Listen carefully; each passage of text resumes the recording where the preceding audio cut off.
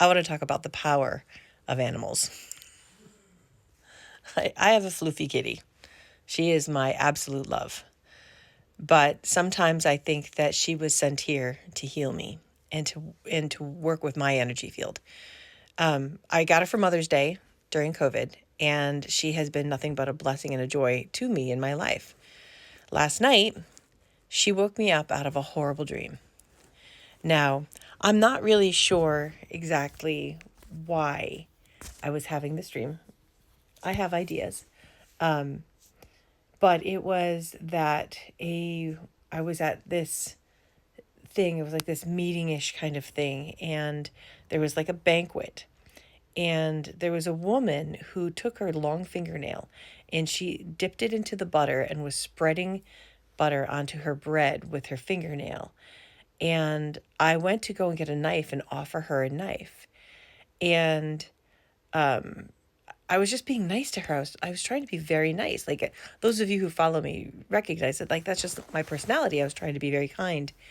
And her response was, it was like something along the lines of, be careful when you talk to me because your words could be asking me for something, and you want to make sure you know what you're asking for when you ask me for help.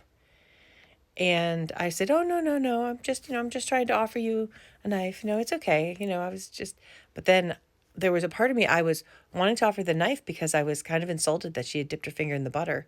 But then I recognized the fact that she was threatening me. And I was afraid to be nice, and I was afraid to be polite, and I didn't know what else to do. And I was like, "No, I'm fine." And I went to go give her a hug because I'm a hugger. It's a thing. I can't stop myself. And her hair was very, very thick and wiry. And what I thought were like braids on top of her head, she had bright, bright blue eyes and like almost almondish shaped eyes, but they were like kind of reminded me of the eyes from Charlotte in Charlotte's Web. And she had this thick, thick, wiry, wiry, thick hair.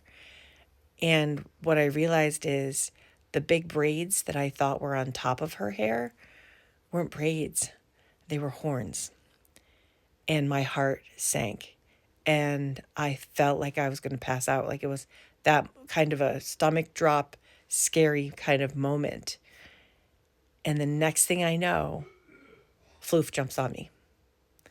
She jumped up onto my chest and she went back and forth until she got settled. It kept me awake so that I couldn't fall back into that dream because that's something that I do. And she protected me and she guarded me. And so I think that we are connected to our animals. I think that they are put here to protect us and to keep an eye out for us. And yeah, we take care of them too, but I think there is a reason why she woke me up. Now, it could have been, if I was to tell my husband, he'd be like, well, you were probably moaning and going back and forth. And I just don't usually do that. Or it could be that she just sensed that something was off with me and she needed to correct that. So that's my morning story. And about my dream last night, I I think that a lot of us intuitives need to be very careful because I have a feeling that there is I don't want to say it's a spiritual attack, but there is definitely some counterproduction that is happening and I can feel it. I know how to protect myself from it. So, because I'm used to it, I work in an industry where I have to talk to people all the time. I'm used to it. I'm aware of it, but I feel like it has been ramping up a little bit. So, for all you other intuitives out there, guards up.